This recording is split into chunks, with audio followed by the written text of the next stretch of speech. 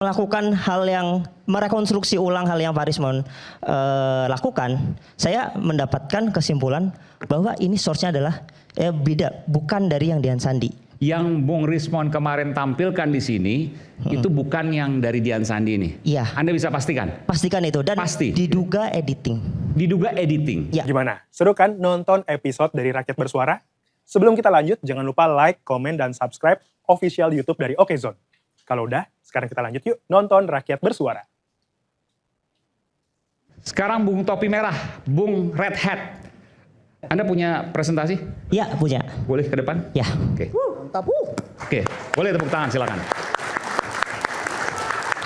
Apa yang ingin Anda tunjukkan di sini? Yang mana yang menurut Anda itu rekayasa? Rekayasa betul ya? Ya, diduga editing.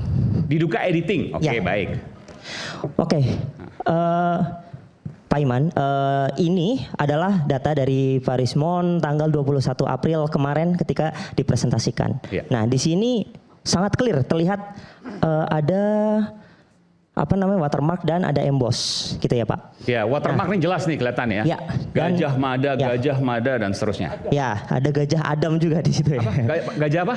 Gajah Adam juga di sini. Oh, saya nggak baca yang Nah mana. ini.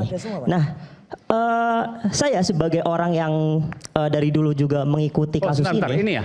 Aneh kalau Ya, gitu. Gadaj Adam. Ya, Hanya satu tulisan Gadaj Adam ya?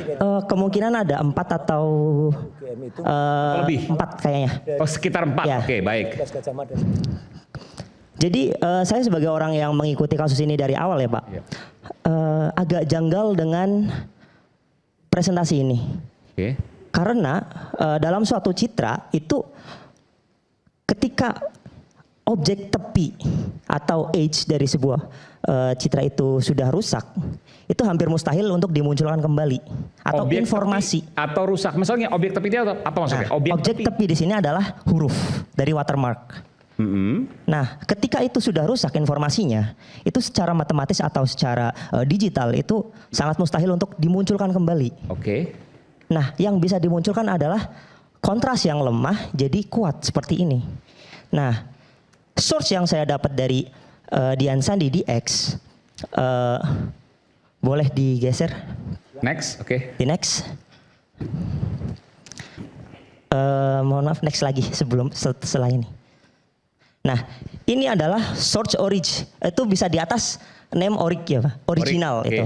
Jadi source aslinya seperti ini. Ini Anda ambil dari X nih ya? Dari X-nya. Jadi bukan yang di downgrade, yang medium atau yang large, ini originalnya. Oke. Nah, citra yang saya dapat dan yang saya teliti dari dulu adalah yang ini. Ketika ini tiba-tiba muncul, oh saya kaget. Ternyata ini, kayak trik sulap gitu. Akhirnya saya membreakdown lah. Bentar, Ya. maksudnya gini, apa yang Anda teliti dari sini dengan Ya. apa yang Bung Rismon teliti, itu beda. Beda. Anda di sini nggak bisa menemukan adanya watermark misalnya. Iya. Apalagi Anda nggak bisa menemukan apa yang Bung Rismon Emboss temukan. juga.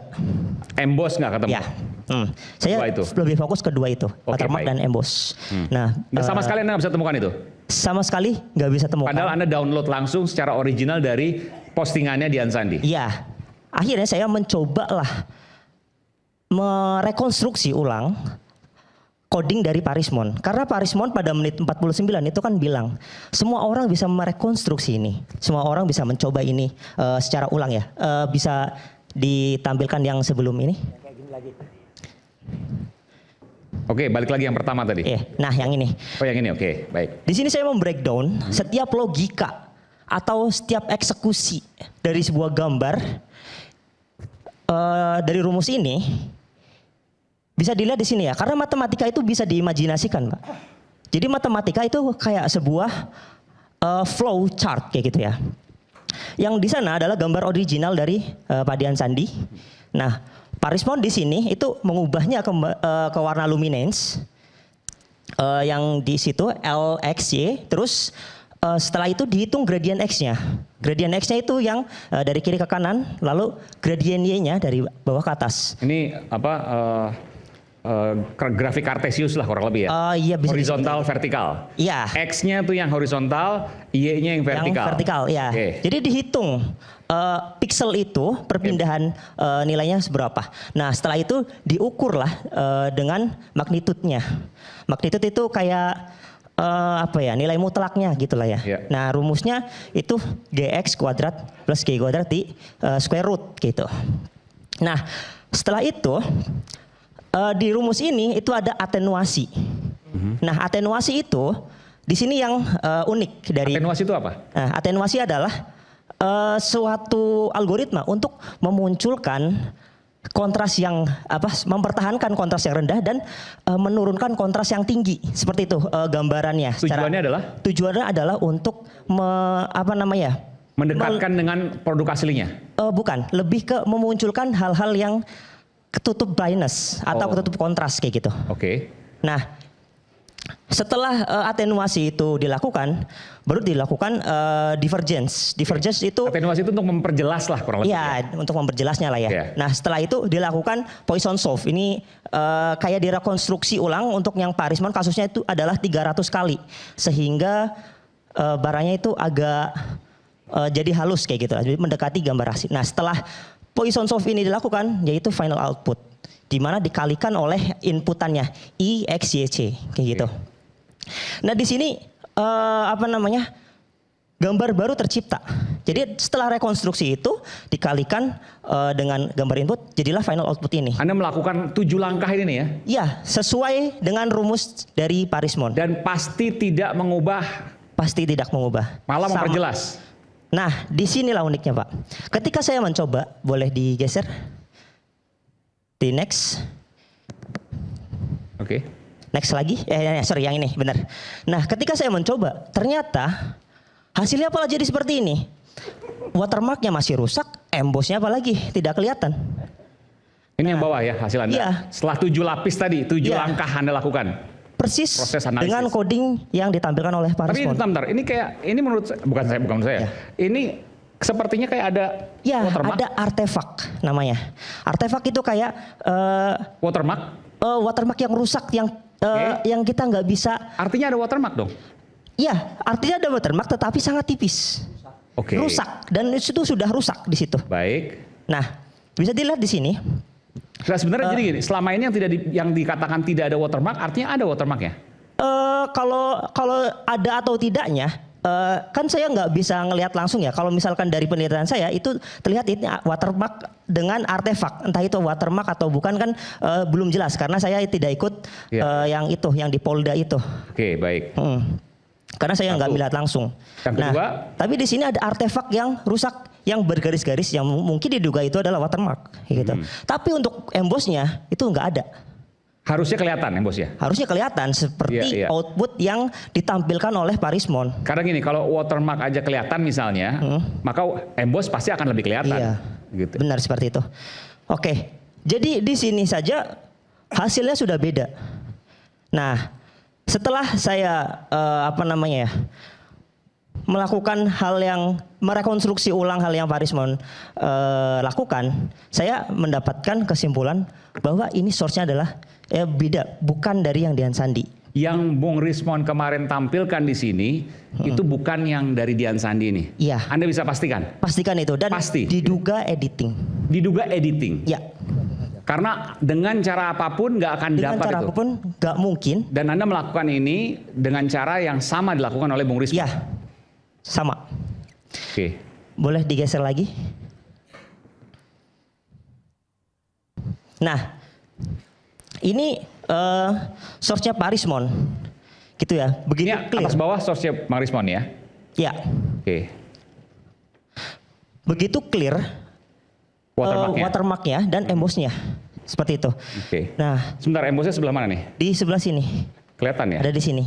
Harusnya kelihatan kalau di Oh gambar aslinya. ini ya. Ya. Ini ya. Oke.